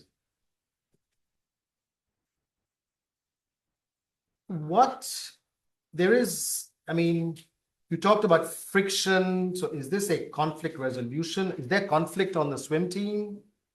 No, no. so let me just interrupt. There's two different things. We have friction exists independent of interpersonal relations, right? Friction is produced when memories fade, right? So friction is produced by the town council on the pickleball issue. You guys all know that it happened. Many of you probably participated in the pickleball battles, right? Whatever, but it didn't entirely get written down. And now we're spending energy, both individually and collectively, rebuilding a story that we already largely know. If we already knew most of that story, even if nothing happened since the last time the council talked about it, let's say 2022 or whatever, you're not starting from scratch. You're starting from a shared, remembered, agreed upon layer, rather than a bunch of people who didn't remember entirely what happened and now memories have faded. And it's like, no, actually, this is where we got. Here were the things that we agreed to. We never got over this particular issue, so we tabled it for resolution, or the town just sort of drifted away and pickleball just no longer becomes a concern. Who writes all this down? What's that? Who writes all this down? It gets fed into swims, it gets fed into, because, so for example, yeah, I've yeah. already created an AI that talks using already all of the reports that are on the available website. So I can tell you the remarkable amount. I can make the town maps begin to speak, if that makes sense. All right, so. So sorry, you go finish. I've got many questions. So I don't- what I really want to know is, what are we aiming to do today? This is a work session. This is just, he's presenting Yeah. the proposal and asking questions. It's not, and then Okay. decide where to go next. So I must confess, I have many unanswered questions still, and I think we could literally take an hour to go through my questions. All right, Some of them have to do with content. I have read everything you produced, and I have some concerns about the two town stories examples that have been given. I don't think that that AI has done a particularly good job of presenting reality there. So we have to, I mean, so there's a fundamental question as to really what it is the product would be, how it would be managed and so on. I think Debbie touched upon the question of the funding. I really would like to understand from the leadership here, what exactly are we talking about? I'm a newbie on the council. I've never heard of grants. I've never heard of innovation grants, but I was here when the budget was adopted. I don't remember this being in the budget. What is the process for grants? And so there are many process issues which I can go through in great length that I would like clarification on. And so I don't know I don't know where we are at the end of this. This is all new territory. This is like a grantee making an application to a grantor, and we have had in history. So if we'd had this device in place, we could go back and look and see what happened and learn by those mistakes. Yeah. Because, for example, I think if you read the book, another a good idea, which is encased in this somehow, is, you know, we have this book that we wrote for the 100th anniversary, and it needs to be updated, plus it's not comprehensive. So I was a history major, and it's so important that we all learn from our history. So if we knew the history of grant proposals to the town, it would help us create a structure to evaluate this and make a decision. Well, I don't have the history. we don't, so that's why- But the bottom line is that, I mean, you know, giving grants requires a process. It Right, requires an application process. It requires a form of proposals, a transparent set of criteria, a selection process that is, you know, accountable to the town. So I don't know whether we had any of those here. Sorry, if I can just finish with the mayor and because this is a town governance question that it's not a question of the substance of what you're proposing. And so I would need a lot of clarifications on this question of, you know, where is the budget for this? Is this a procurement issue or is this a grant issue? Well, it's not. If it's not a procurement, then it's grant, then I mean, we would need to have a whole discussion on, you know, what is the appropriate way in which this town gives grants, because we are setting a precedent then. And I can assure you that this will then not be the last request for grants from people who have got a lot of good ideas in this town. Let me suggest how I think it would go if we decide we wanted to do this, which is it would be a recommendation to the town to issue an RFP for something like an oral history archive is basically what it would boil down to. And we then get applicants for it. I imagine Andrew would be one of the applicants, maybe the only applicant, I don't know. But then that's how it would be constructed, and it would be a contract. So the contract for oral history. And we have procurement rules and thresholds. No, that I'm well aware of. Yeah. We have to put this. That's in what the I'm saying. It's budget. no longer a grant, it's a Well, procurement. it's not in the That's budget point at the I'm moment, making. so we'd I like see, to allocate okay. funds. Big for it. difference between grants and But procurement. what I'm saying is that's the way we would do it if we were in favor of it, but at the moment, you know, Yeah. you've got questions still, I understand. Well, another, I think that we need to have more works on this, but I think it'd be a good idea for Andrew to, because you also want to have public support for a new idea. So I think it'd be good for Andrew to write a journal article and it can be publicized on the website. And so that if it ever gets to the point of a decision is made, you have that public input. Read that, Shannon. All right, so are we, So what precisely do you want me to do? So I've asked, are you going to, I told you, I don't care about the money today. I'm asking, are you on board, yes or no? And then if you're not on board, what do you need to see? So I hear appropriate comments, concerns. What is it that you need to see? I'll get it to you tomorrow. Well, you proposed that we could, you're gonna give us access to the platform. Yeah, well, I'll be a little reluctant. Okay, well, if you did, then the council could get a feel for it. Sure. And play around with it, which would be, I would think, a positive thing. And then we should then discuss whether we want to move forward with the funding idea, which I think we need to talk about that and figure it out.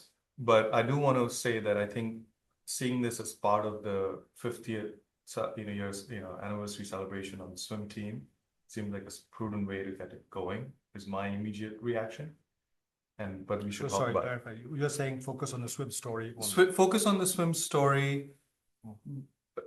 By the way, Andrew demoed this at the end of the swim season last year. And as Andrew knows, I tested it, the first version of it, and it works really well. So Yeah, so we have telling some your information stories. asymmetry over here. Yeah, so Right? So you let have a them play. council member who has tested it, who is familiar with it, and is speaking in favor of it.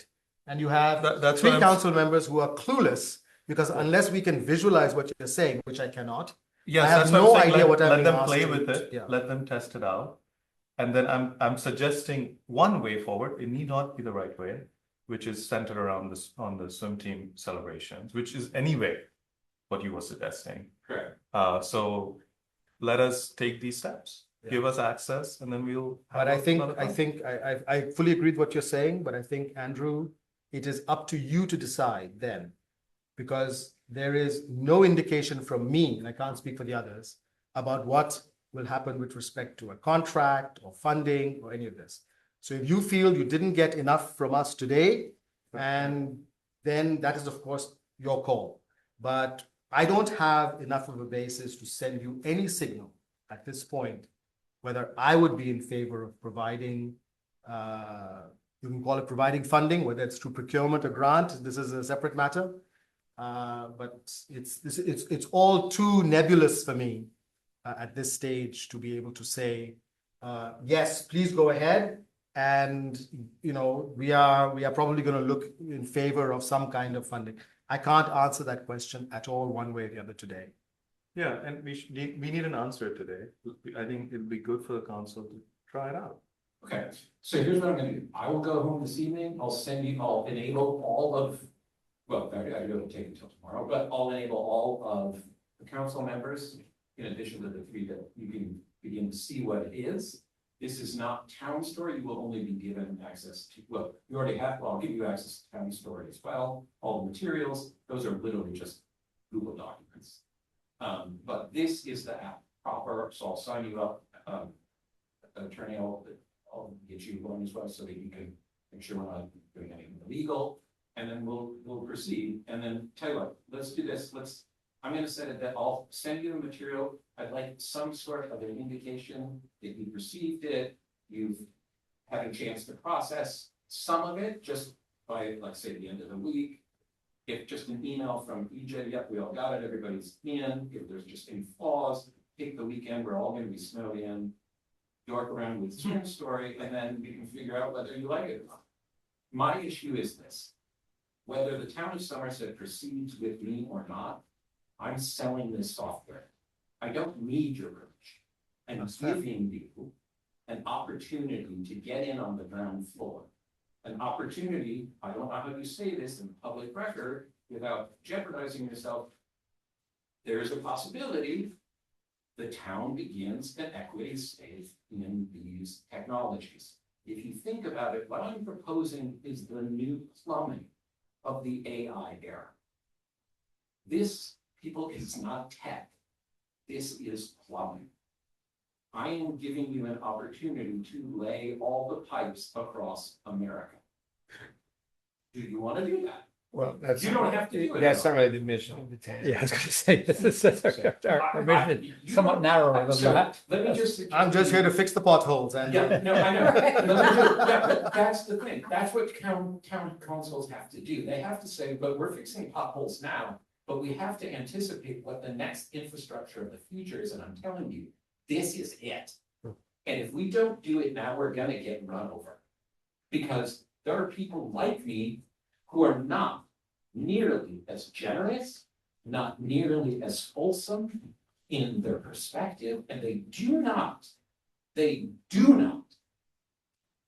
build this stuff from the standpoint of disability. They build it from the standpoint of extraction. They are coming to take all of your money, all of your meaning, and everything about your humanity. This is the antidote to AI. It's using AI not for victory and extraction. It's for combat from those who stay low to the ground. That's neat. Thank you, Andrew. The council have given you a lot of feedback on it, and we will have a discussion among ourselves also. Yep. And then we'll move on. The seed investor looks very pleased. She does, she does. She does, yeah. I am. She's going to been- get- no, she's I'm smiling. guys, no, You have no idea what's gonna happen.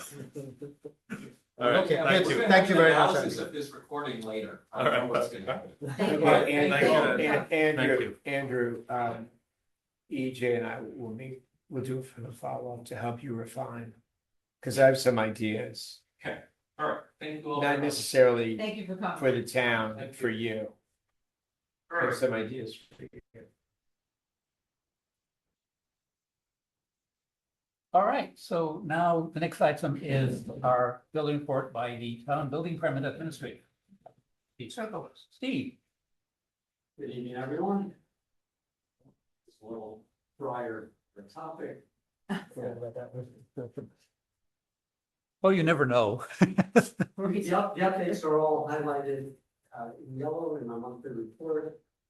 I'd like to add that we received communications from the homeowners at 4905 Cumberland, and they have started the driveway replacement project today.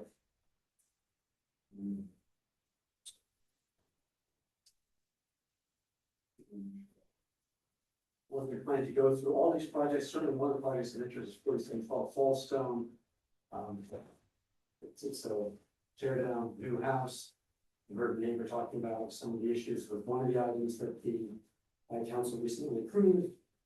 The other item was the expansion of the driveway, a new driveway. Just wanted to report that the new rectangular driveway is completely installed. Excellent. If you observed it during the construction process, you saw how deep they dug underneath it, which is what we need to do for an actual permanent qualifying, opposed to just nice looking papers.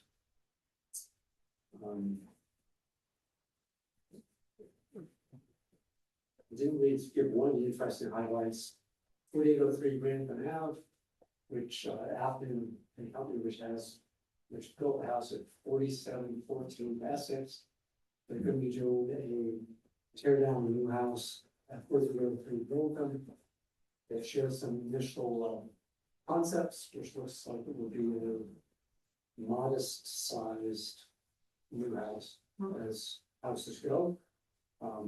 Only 5 bedrooms instead of 6, you mean?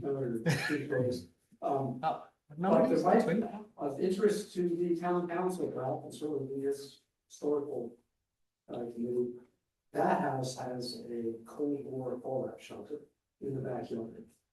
You might want to dig it up and have it in the corner of Did you say that again? On what kind of shelter? Cold War.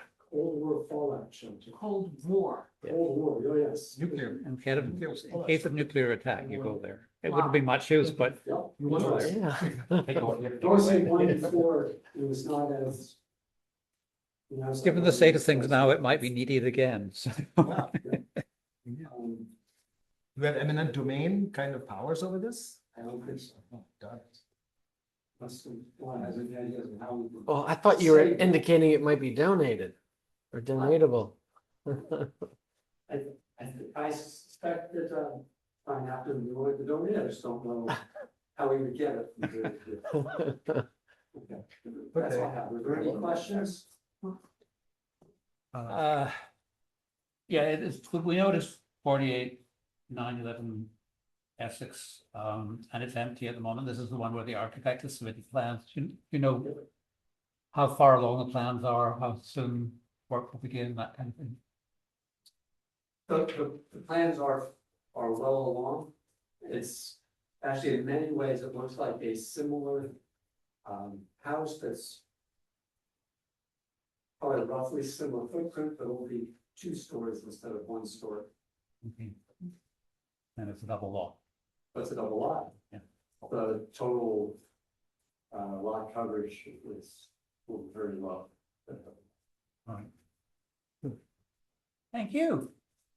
Can I just? Any sorry. questions? Sorry, yes. Just- No, just,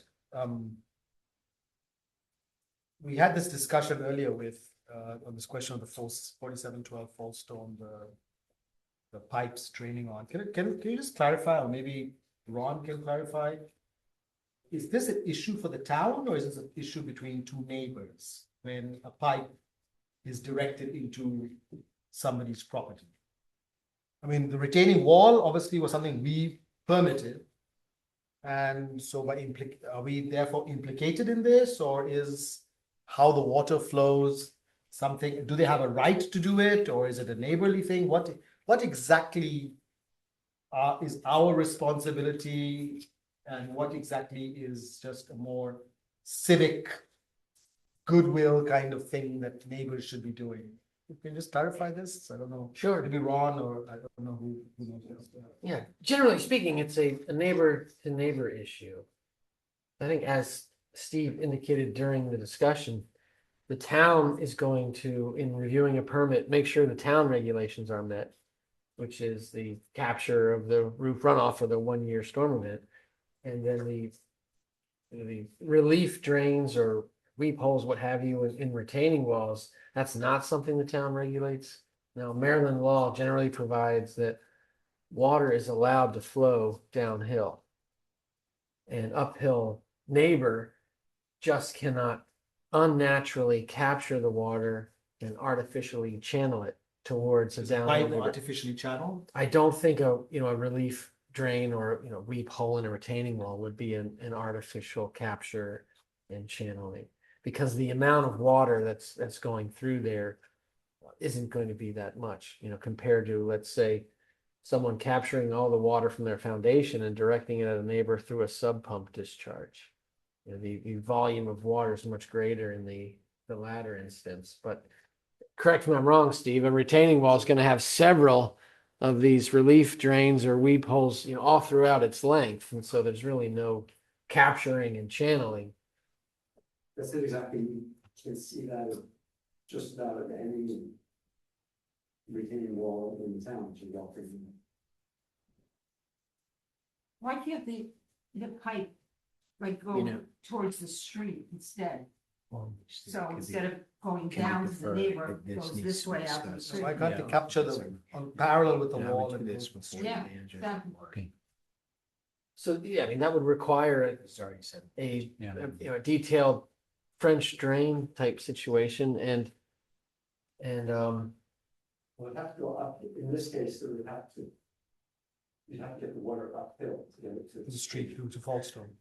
and correct me if I'm wrong, Steve, but those are pretty standard in retaining walls, and I'm not an engineer. I just have heard this, in the course of these construction projects over the years.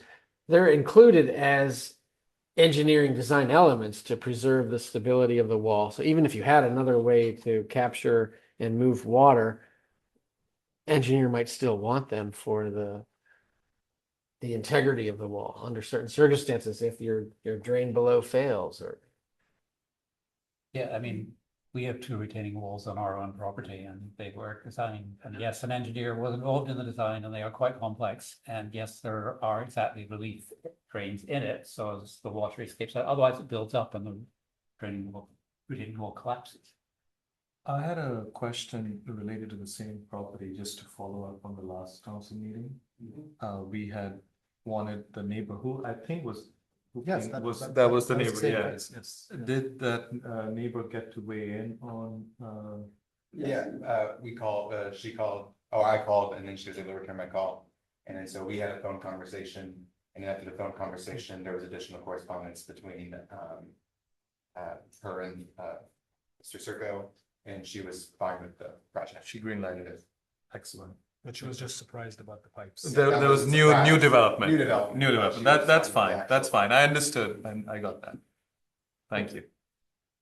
From my perspective, if there was no retaining wall, and just had lawn and it on at 4712 and it sloped down to the neighbors at 4710, you would have a certain amount of water, rainwater that lands on that lawn, would roll down to the neighbors. What's happening now is you have a retaining wall, that water is gonna go into the soil. Some percentage of that water will meander over to the wall and then go through these weepholes, but I expect it will be less than if it was just left as a slope. Hmm. And I also believe that because of the design of the house, better or worse, the house is larger, so the amount of lawn that's available in that backyard from which water can percolate is less than it was in the old house. Because the gutters and downspouts are now Well- captured. Gutter and downspouts are captured from the house, exactly, from the house, so the amount of leftover space is much less. We do need to I move don't think on. they'll have much of a problem. We're running out of time. Leave it in good hands. Okay, I'll Alright. talk with, I've already sent an email to the neighbor. Okay, asking thank to you. schedule. EJ, I'm gonna bump your report down one, because apparently it's important to discuss the issue of private summer camps operating in the town of Somerset now, so, Ron, would you explain the issue to us? Well, maybe Deb, I Want me think Councilor Heller, this is her agenda. Oh, okay. Is that right? So why doesn't she Okay. frame the Okay. the issue? Let me frame this. The Somerset Boys Camp, and by the way, there was a Somerset Girls Camp. They have not advertised yet. But for the past few summers, I don't know how many summers, we have had camp at the pool and at the town hall. The camp is for 6 to 11-year-old boys. This is the boys' camp. They pay $385 a week or $85 a day. Non-Somerset residents can join and come. They just have to pay an extra $5 because they go to the pool. So my questions really are, these kids are dropped off at the pool at 10:30. They come as early as 10:20, I think, and they get picked up at the pool at 3. In their advertisement, it says they spend a lot of time at the pool. They also spend a lot of time right outside here in the in our backyard. And so my question, so there are a number of questions. One, the kids are out here, they come in to use the bathroom. We would like them to use the bathroom, but do they get walked in? Is there any supervision? We're talking 6-year-olds, 7-year-olds, 8-year-olds. They come into our building, they use the bathroom. Is it incumbent upon our staff to supervise them? When they go to the pool, do they have to fill out a party form? Is the camp in contact with American Pools to say, hey, we are bringing X amount of children, for this time period in the morning and the afternoon, we bring them to swim on good days. What's the liability? What's our liability? I will tell you that they do have, I did print it out. They do have a liability waiver that every camper parents have to fill out. And it says at the end that they agree that the leaders and their families are released from any liability. Not the town. Yeah. So I said, what about the town? So where, there are so many things wrong with this. I don't want to nix the camp. I think it's great that these kids run a camp. And also, are there some licensure requirements by the state or the county to run a camp like this? Because it's basically a daycare. Yeah, but okay, so, yeah, I'm sure, And I'm I sure mean, they've broken every we rule. need to advise our citizens that they might be exposed to liability, I think. But aren't there some requirements for, if you're running a business, you have to get a license, and there's so many red flags here. A few other red flags are, these kids come to the pool. So the day is over at 3 o'clock. And we've got some kids from out of the town that are coming. We have under 8-year-olds that are now at the pool. What time does the swim team start? Is that 4? That sounds right. So we have from 3 to 4, because it ends, so these kids can go, a lot of them will go on to the swim team. And are parents gonna come down and supervise them? The under 8-year-olds? Who's supervising them? I don't know that the camp is for kids under 8. It is. The boys camp, they What does it advertise say it, in there? and they That's what I'm advertise trying to it. look at. It says, that they are. I got it from somewhere. Their advertisements, it said it's for 6 to 11-year-olds. Okay. Okay, I think that the girls' camp is I think it starts in 2nd grade, maybe. Maybe. whatever, so, but Yeah, it still. says the boys camps are for all 6 to 11-year-old boys. And so when the under 8-year-old when the guests are here, let's say the guests come from out of town and they are now at the pool and then they probably want to spend the rest of the afternoon, who can blame them? But technically, if you bring a guest to the pool, you have to have your resident there with you. Those are the rules. You just can't drop off your guests, not unless they're of age, you know, they're adults or over 12 or whatever. So what's the liability? And personally, what's our personal liability? Do we, town attorney, are we indemnified in any way as council members? Because when people sue, they sue everybody. They don't sue you. Oh, you know, Yeah, just, you confirm that? So yeah, state law generally provides that council members are not individually responsible unless they act with malice. And we have insurance. No, yeah, and a knowing intent to harm someone. That's good, because there was gonna be a mass exodus. No, we have And insurance. open We're still seats. here. No, we have insurance. So those are the issues. Now we need the attorney to tell us what we should do or not do, or. Yeah, well, this is an instance where it might have helped to have town story in place. We talked about this issue in May of last year, and my notes reflect that the general consensus of the council was the parents of the camp counselors need to be notified that they need to stop advertising this camp until or unless it's authorized by the town, because the advertisements are misleading. It says Somerset Boys Camp, suggesting that this is an official camp of the towns, which, you know, could create liability, and town facilities are being used for the camp, which, you know, suggests it is official as well, or not, that the town is allowing it by acquiescence. And I believe the consensus at that time was to have them told that this needs to stop, but that they could come and request permission. But the council, I believe, reserved on the question of, would you even allow it, if they came back and asked and said, here's, you know, a formal presentation, we're gonna get insurance, we're gonna make people sign releases, etc. Even if that was all in place, you know, I don't think any decision was made whether you would allow it. You wanted to see an application first. That's my recollection. Yeah, So, that's- you know, it's I have my interesting notes as well because for that. you know, there's also, not to be confused with Camp Somerset, which is the school run camp, but they do spell Somerset like SUMMER. Right. That, But yeah. we have a full contract with them.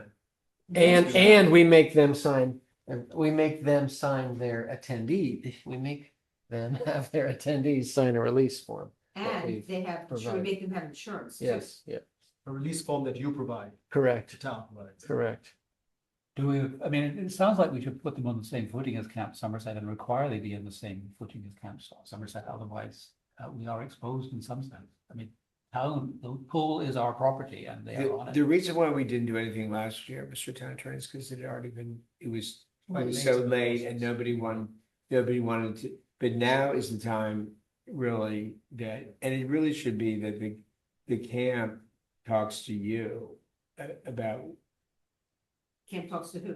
to the town attorney. You know, this is something that we should turn over to the town attorney, because we don't know what he Can I- knows what the answers are. Sorry, can I just seek a clarification, Ron? So you agree with Debbie's concern about town liability? with This camp? Yes,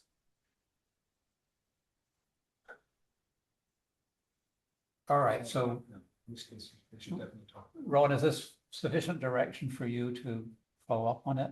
so you want me to reach out to the parents and tell them? Egypt, it's EJ, I can reach out, Okay. but probably language. You can provide me some language that, All right, so that's it. So Ron provides language to EJ, who reaches out to the parents. But I mean, I And, suggest that you do this- and we need to give instructions on how they need to apply. Yeah, so they need a legal status. And they need insurance. Yeah, we can provide it. I mean, so So they might want to talk with, you know, the teacher that runs Camp Somerset. But you know, Camp Somerset, I think, is under the auspices of the PTA. It is. And the PTA is, I think, under the legal auspices of MCPS.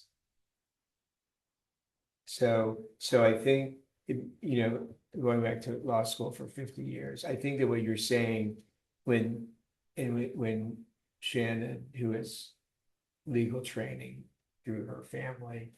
So I think that the fact that Camp Somerset uses SUMMER is like the red flag that I think most of the people that I was discussing this with Councilor O'Connor today. I think most of the kids that the parents that sign up for that camp think that it is a town camp. Could be. I really think that. And that's a problem because then you get litigious, you know, just think if somebody, this is really for the benefit of the people running the camp because they are exposed to, it seems to me, to a lot of liability. And they have. Because they're not nothing. only running it, it's not only they're running it at the pool, they're running it at their people's houses and everything.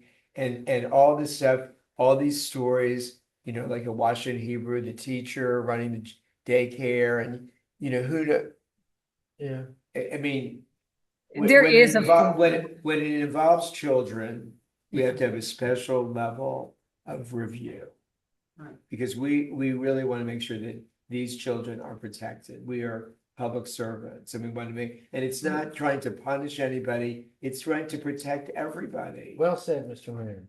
Don't So, you all all right. agree? Yes. Okay, but, absolutely. well, right, but the outcome is that Ron's going to give EJ some language and EJ will go to the parents or the counselors with that. I mean, half of these parents are lawyers, Right, that's They should why I know. don't, that's why I don't maybe get all of them. That's why I don't get this. Can I just add one ask to that? All which right. is, can we cover both the boys and girls camp? It Yes. should be both. Yeah. Well, and It should be camps. both camps. The of girls' course. camp hasn't been advertised yet. I'm sure That's Shannon, you know who they can contact, Shannon, That what? the girls' camp hasn't been advertised yet. but it will be soon, I'm sure.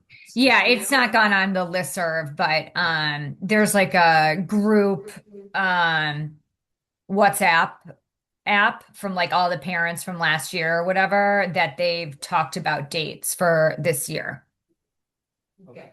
So you can get the names. We're almost out of time. I mean, I think licenses are required. There isn't really time for the full town manager's report, but there is one item on it that I do want to draw attention to, which is the bridge repair and restoration. Anyone should be.